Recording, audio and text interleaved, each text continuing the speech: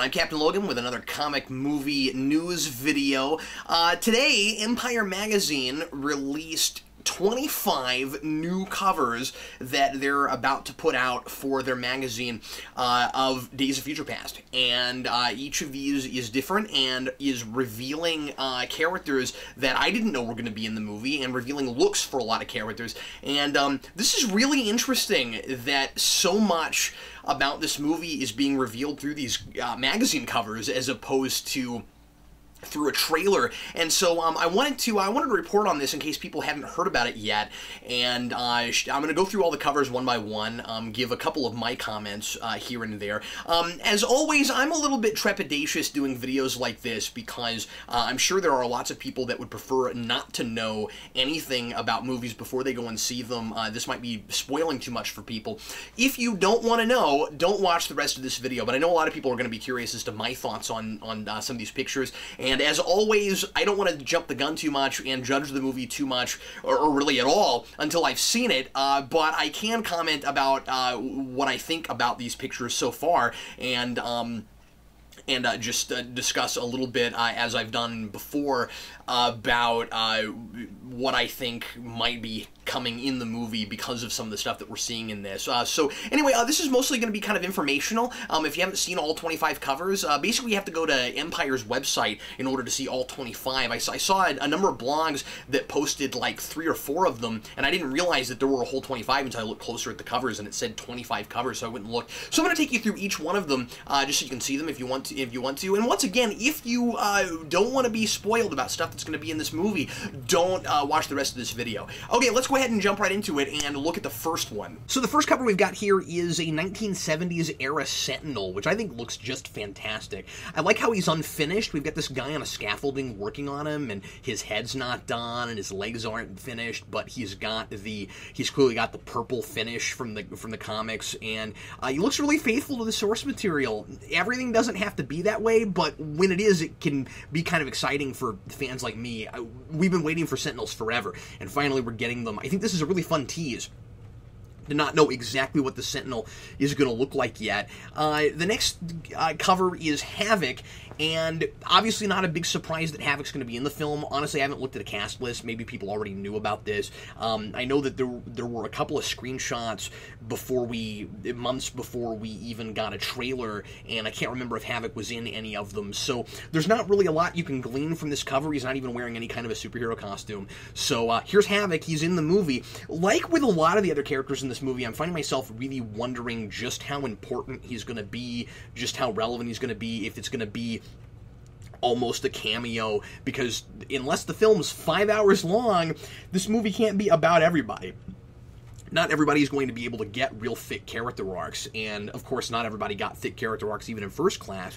That movie, some people complained, had too many characters in it, and it's going to be really interesting to see if Singer is able to juggle all of this with all of these characters. And of course, just like with X3, that's the big thing that X-Men 3, that's the big thing that people are really worried about with this, and for good reason.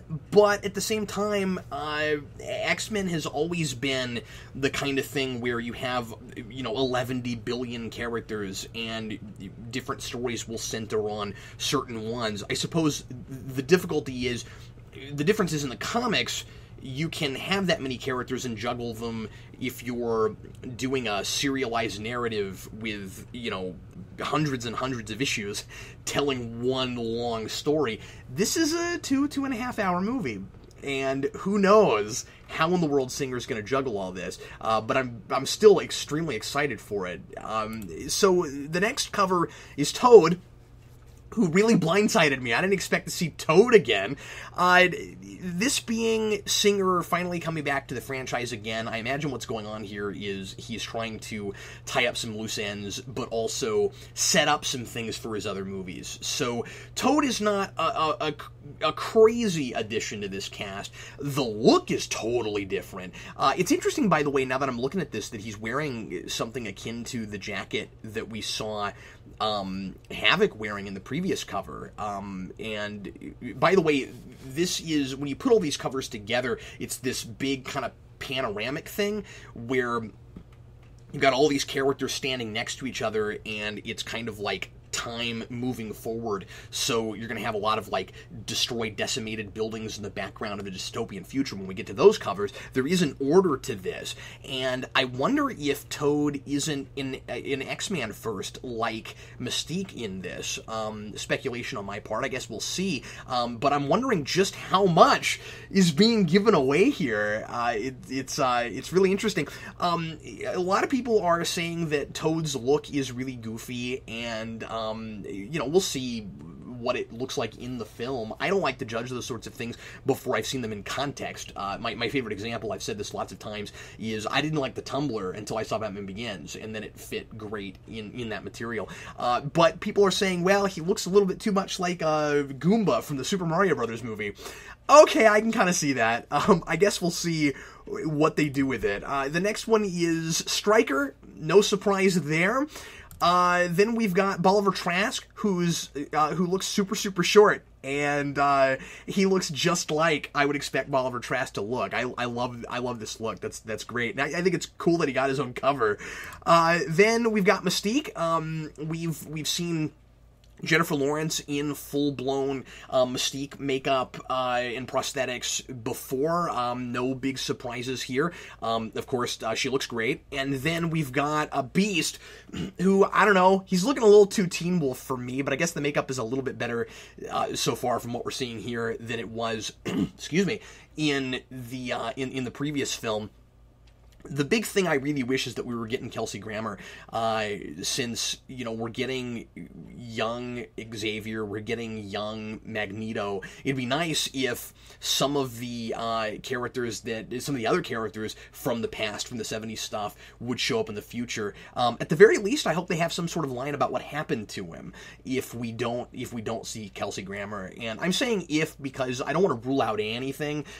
Just because they're not hyping up stuff doesn't mean that they don't maybe have some hush-hush plans where they're going to show us all this stuff early so that they can completely blindside us with the extra things they have planned. I don't expect to see Kelsey Grammer, but as I said, I don't really want to rule anything out.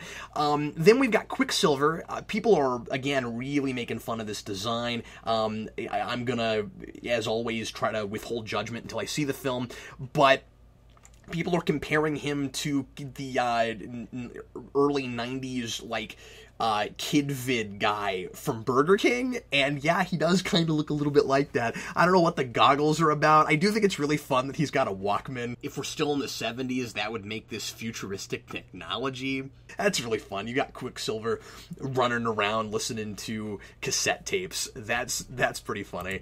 And the other thing I wanted to mention about him is I'm kind of expecting the Avengers Quicksilver now, because we know that we're going to have a Quicksilver in X-Men and a Quicksilver in Avengers. I'm kind of expecting him now to look a lot more traditional comic book, just to have a contrast with this look. They're going to want theirs to look entirely different since they're doing something akin to the same character. So it'll be interesting to see if the one they're doing for Avengers doesn't just pull straight from the page like they've done with a lot of those costumes. Then we've got 70s Magneto. Fassbender looks fantastic here. I love that he's still kind of got the horns, and it's the traditional purple suit. Looks great. And then you've got Wolverine, of course. There's going to be another Wolverine cover here in a little bit. We know who the star of the X-Men movies is, with the exception of First Class. So there's Wolverine. Don't worry, folks. Those bullet holes will most definitely heal. And then I thought this was kind of classy of them. They put Bryan Singer on a cover, and apparently this is the first time Empire has ever put a director on a cover. I think that's really cool. Then we've got the other Wolverine cover, and this starts the big future stuff. I think Bryan Singer was, again, looking at this as a progression, Bryan Singer was put right in the middle to transition from the past to the future. Look at Wolverine's haircut. We've never seen it that short. He's got almost a flat top here, and we've seen this costume already in the trailers. Everybody in the future is wearing something like this. I think it looks great. I think that the future Wolverine and past Wolverine look very different age-wise. I think that's really cool.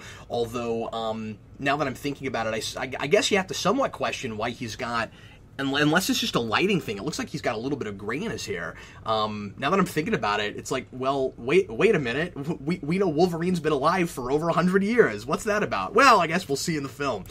And then we've got future Professor X. The big reason I'm so excited about this movie, getting Patrick Stewart back in this role, and he looks great. And he's got that crazy hover chair. It's so cool. He's finally got a hover chair. Then we've got Magneto. Of course, future Magneto. We've got Storm, and she's got really short hair now too. And not much to say about that. The cape, now that I'm looking at it, looks kind of tiny. But anyway, there's Storm, there's Rogue in her kind of like Attack of the Clones like white Padme outfit. It's kind of weird. It's like everybody else gets to wear black, but she's got to wear white. That's kind of strange. I hope she gets something to do in this movie. Once again, I kind of expect her to just sort of be in there, but you know, we'll see. Then there's Warpath. Warpath's not a character I know a lot about. I don't have a lot to say about him here, but that's what he looks like. And then we've got Kitty Pryde. Again, she's wearing black. She's one of the characters in the future that I think needs to not just be a cameo, given the story they're doing. Not that it can't be a great movie if they completely change everything about Days of Future Past and it's not Kitty Pryde-centered, but Kitty Pryde is a lot of people's fan favorite, and a lot of people like her in that role. So, you know, for the people that are big Kitty Pryde fans, I'm hoping she gets more to do. Then you've got Sunspot. Then you've got Blink, who we saw in the trailers, with her creepy, bright green eyes. She looks great. And then you've got Iceman. Ooh, older Iceman. I love the beard. That's fantastic. And nothing against Aaron Ashmore, because I love Aaron Ashmore, but boy, I bet this guy never thought he'd be on a magazine cover again. He hasn't gotten very much to do in a long time, and was really anchoring to get to play this role again. So, once again, I hope he's in the movie for a little more than, 3-4 minutes. Then here's Bishop. Then Colossus. Wow, really? I didn't realize Colossus was going to be in this movie. And finally, crazy, evil, scary future Sentinel. Not doing a lot for me yet. We'll see what they look like in the movie, but this seems like kind of just your standard nightmare demon guy. I'm fine with entirely different design for a Sentinel when you throw them in the future. That's cool and all, but I mean, like, we've seen this kind of stuff so much that it's just not really scary anymore. It looks like just a big CG monster, and it's kind of it's a little bit like the Destroyer in Thor.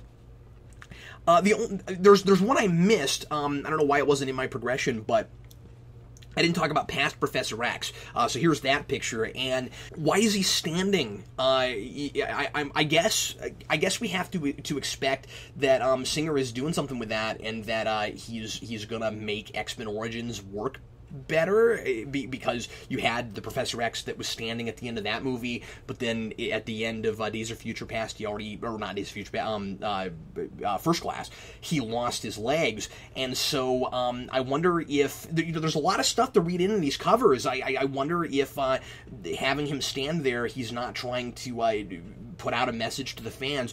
Don't worry, it's all going to come together. We're doing our best to fix all of those things that seemed really confusing. I think a lot of fans had kind of resigned themselves to, well, Origins wasn't that good. I'm kind of fine with it just being entirely retconned. It'll be really interesting if he can make it fit, even though it's not a very good story. So, everybody, thanks a lot for checking out my thoughts on these developments. Let me know what you think about this stuff in the comments. I'm especially interested to see what people have to say about Colossus coming back, about Toad coming back. What do you think of that Quicksilver design? That was a really different and not at all what I expected. A little counterintuitive. What do you guys think? Leave your comments. Tonight, Geekvolution tonight, 8 p.m. Central Time. We're going to be broadcasting live, talking about lots of other geeky news, and also this briefly. I wanted to go ahead and make a separate video about this because I didn't want to talk about it for as long as I've talked about it here on the live show, and also I don't have any great way broadcasting through Google Plus to show pictures, so I just thought this would be less cumbersome. So anyway, if you're going to be around tonight, I look forward to seeing you. Otherwise, thanks for watching, and we'll have lots more videos for you very shortly here on Geekvolution. I'm Captain Logan. See you again very soon.